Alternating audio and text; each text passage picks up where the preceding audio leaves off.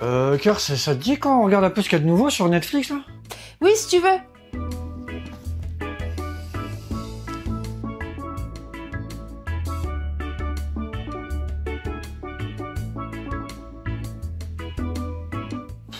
C'est quoi, tous ces trucs cucu, la praline, là? Bah quoi? C'est bien les trucs à l'eau de rose. Ah non, là je tombe que sur des séries et des téléfilms espagnols qui me donnent vraiment pas du tout envie, quoi. Pourtant, il y a des trucs de qualité espagnols sur Netflix. Genre La Casa de Papel, Elite. Ouais, bah une minorité face à tant de merde, hein. J'ai déjà entendu ça quelque part. Oui, c'est toi qui l'as dit dans la vidéo des romans graphiques. Ah oui, c'est juste. Et puis désolé, mais moi quand je pense au cinéma espagnol, je pense au cinéma de genre qu'on a eu. Genre des films d'Almodovar ou de Alex de la Iglesia. Pedro Almodovar aussi. Alors oui, mais c'est pas du cinéma de genre. Et La Piel qui habito alors? Alors oui, effectivement, c'est l'exception qui confirme la règle. Mais il y a d'autres films vraiment de très bonne qualité dans ce genre de cinéma. Ah bon?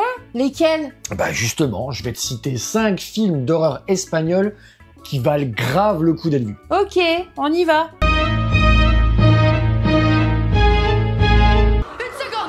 Mon mari est dehors. Il dit que c'est la folie.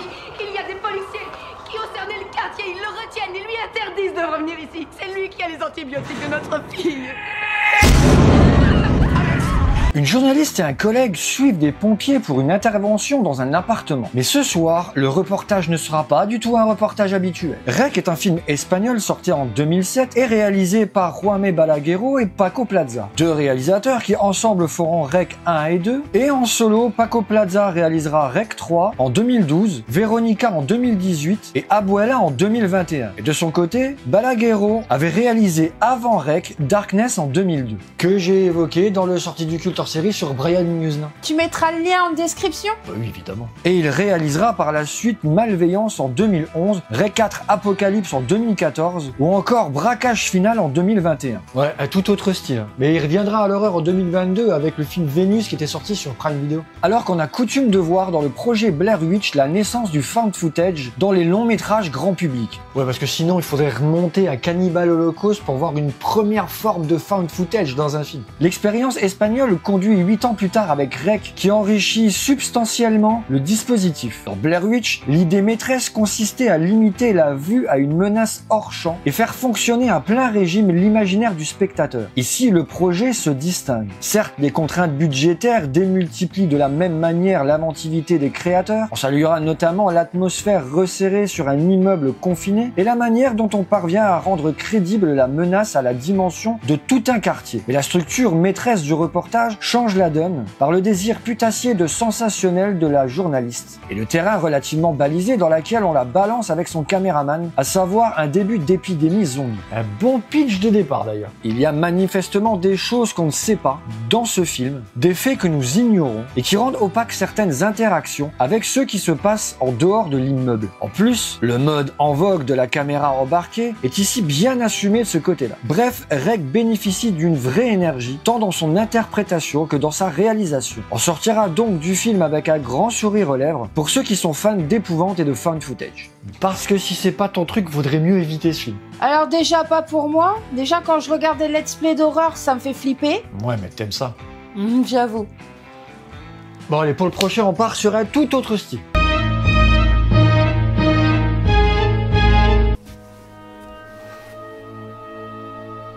Rien. Ni personne. Jamais. Ne nous séparera. Pour ne pas être séparés, Jack et ses frères et sœurs, plus jeunes, décident de cacher à tout le monde le décès de leur mère qui les élevait seuls. Ils se retrouvent livrés à eux-mêmes dans une ferme familiale isolée, mais bientôt d'étranges phénomènes indiqueraient qu'une présence malveillante hante leur unique refuge. Le secret des Marrowbones est un film espagnol sorti en 2017 et réalisé par Sergio G. Sanchez, dont c'est le premier long métrage et qui est avant tout connu comme scénariste pour les 2 films de Juan Antonio Bayona, à savoir L'Orphelinat en 2007 et The Impossible en 2012. D'ailleurs, au retour, Bayona sera l'un des producteurs du Secret des Marrowbones. Amateur de frayeurs faciles ou autres déferlements de jumpscares des productions mainstream US, passez votre route. Ceux qui recherchent un conte adulte fondant son ambiance prenante passionnante sur la douleur d'un drame familial où l'épouvante est une folle toile de fond aux événements bien plus intimes, c'est par ici que ça se passe. Ah cool, tout le contraire de l'autre. Continue. Sergio G. Sanchez s'attaque avec ce film à un conte noir riche en émotions et en mystère. Une œuvre dramatique et fantastique à ne pas confondre avec une œuvre horrifique à proprement parler comme beaucoup l'ont fait. Le film réussit à nous plonger dans une atmosphère malsaine et débordante d'énigmes et autres allégories. La réalisation est vraiment réussie, malgré un rythme un peu bancal, mais l'ambiance pesante qui est présente pendant tout le film quasiment fait oublier ce détail. L'angoisse qui monte petit à petit avec les révélations ne sont pas prévisibles, on ne sait qui ou quoi va frapper quand et comment. Le film nous met sur de fausses pistes, ou peut-être pas. Qui sait? Ce qui est sûr, c'est qu'il faut être attentif. Quelques instants d'inattention et ça risque de se compliquer. Ce qui est très réussi aussi, ce sont les personnages. Les acteurs sont tous très bons, que ça soit George McKay, que l'on a pu voir dans Captain Fantastic et 1917, Charlie Heaton, qu'on connaît principalement dans le rôle de Jonathan Byers dans la série Stranger Things, Mia Goth, qu'on a pu voir dans Nymphomaniac, le Suspiria de 2018, ou encore la trilogie de Ty West composée de X, Pearl et Maxine. Je te les montrerai à jour parce que ces films, c'est de la bombe. Ou encore Anna Taylor-Joy, qui est devenue par la suite une des meilleures actrices de sa génération, avec des films comme Split, La Suite Glace, Last Night in Soho, The Northman ou dernièrement Furiosa. Ainsi que dans Le Menu, c'est un film que j'ai découvert il y a pas longtemps et qui est juste une pure tuerie. Ah oui, tu m'en as parlé, elle a joué dans Peaky Blinders, c'est le jeu de la dame. Ouais, c'est ça. Bref, pour sa première réalisation, Sergio G. Sanchez s'en sort très bien en nous livrant un conte mélancolique très humain et touchant qui certes est un peu bancal dans son rythme, mais très fort dans sa dramaturgie. Le secret des Marrowbone réussit à émouvoir et toucher avec une conception suffisamment robuste, brillante, imaginative et accomplie pour être considérée comme une belle œuvre. Oui, donc là on est sur de l'horreur psychologique. En gros, oui, avec un fantastique émotionnel. Ok, ça peut être pas mal, mais t'as quoi d'autre en stock? Eh ben, j'allais y venir.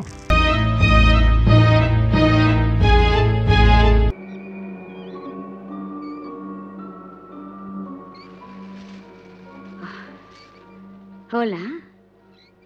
Ven aquí.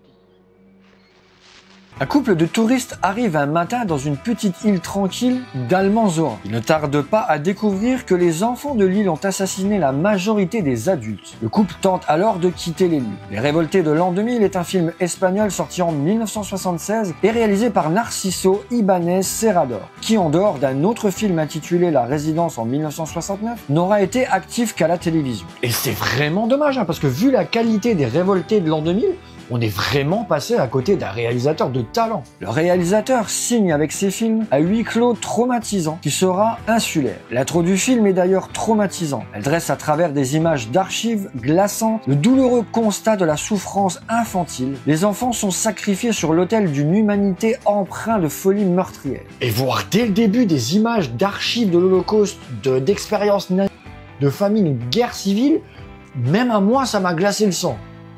C'est pour dire. Les enfants, à la différence des zombies, ça existe et on en croise au coin de la rue ou même dans sa propre maison. De ce côté-là, les Révoltés de l'an 2000 se rapprochent plus des oiseaux d'Hitchcock, au-delà même de leur caractère insulaire en commun. À l'instar du film d'Hitchcock, où la raison de la folie meurtrière des oiseaux serait une rébellion face aux hommes qui les ont toujours tués, ici on aura donc cette intro de début qui sera un justificatif à la folie meurtrière des enfants face aux adultes. Ce qui est encore plus terrifiant d'ailleurs. Coucou. Bah quoi? Qu'est-ce que j'ai dit? Non, rien, Max, ton père part d'un film avec des enfants tueurs et tu lui as cassé son délire. Ah, le village des damnés? Non Max, plus horrible que ça. Les Révoltés de l'an 2000. Ah, je connais pas. Mais le titre, il est naze. Je sais, je cherche plus à comprendre. Bon, moi, je vais monter faire mes devoirs. À plus tard. Ouais, à plus tard. Bon, j'en étais où moi? Ah oui. Attends, 2 secondes. Et comment il connaît le village des damnés? Le film est donc transgressif, jouant sur un oxymore dérangeant. Des enfants, symboles de l'innocence, devenus violents. Il y a bel et bien là un renversement des valeurs où les rires et les sourires des enfants deviennent des manifestations extérieures de perversité. Les images de ces foules d'enfants armés de faucilles et de bâtons renvoient aux images de la guerre d'Espagne, une guerre civile agricole dont le film semble faire écho. Le film est aussi habile et bien mené tout le long. Bonne idée d'ailleurs de faire des antagonistes des Anglais. A fortiori encore plus étrangers et plus perdus à ce qui se passe. Bref, ce film est un brûlot antimilitariste sans concession. Il frappe obstinément là où ça fait mal et propose une expérience d'épouvante, ne ménageant à aucun moment le spectateur. 48 ans plus tard, il n'a rien perdu de sa puissance évocatrice et fascine par son courage, impressionne par la confiance de sa vision et reste une belle proposition dans le cinéma espagnol. Ok, bah faudrait que je me prépare à celui-là alors. Ouais, et bien te préparer. Bon, pour la suite, on va mettre un petit peu plus de bonne humeur. Oh là, j'ai déjà peur, hein. Ouais, c'est comme les trucs au catéchisme, non? Moi, j'ai pas fait ça. Bon, vous voyez où j'en suis, hein. Puis-je écouter celui-là? L'Espagne est sur le point de fêter Noël. Un prêtre théologien découvre avec effarement que l'Antichrist verra le jour avant l'aube. Le jour de la bête est un film italo-espagnol sorti en 1995 et réalisé par Alex de la Iglesia, un grand réalisateur espagnol qui nous a servi des films cultes tels que Action Mutante en 1993 ou Perdida Durango en 1997, qui est un spin-off de Sailor et Lula en fait. Mais aussi Le Crime frappé en 2004, Balada Triste en 2010 ou encore Les sorcières de Zagura Murdi en 2013.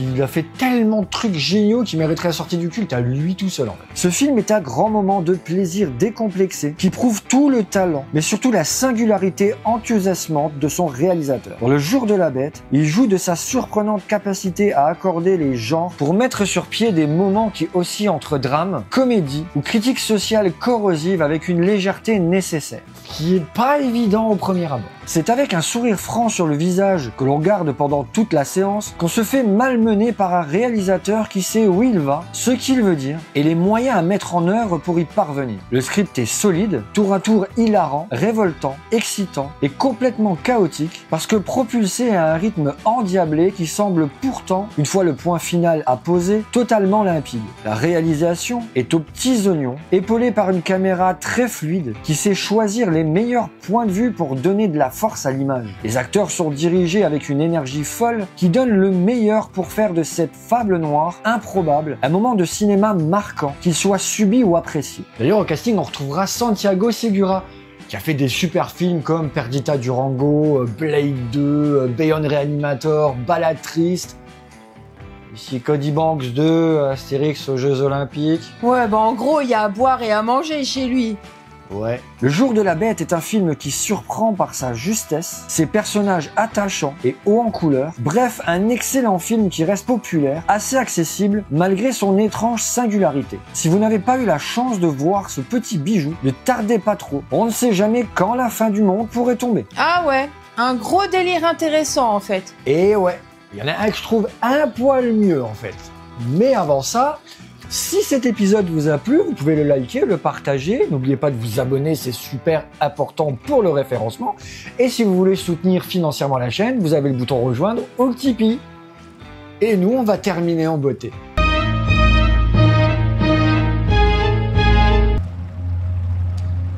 Qui es-tu? Tu vis ici?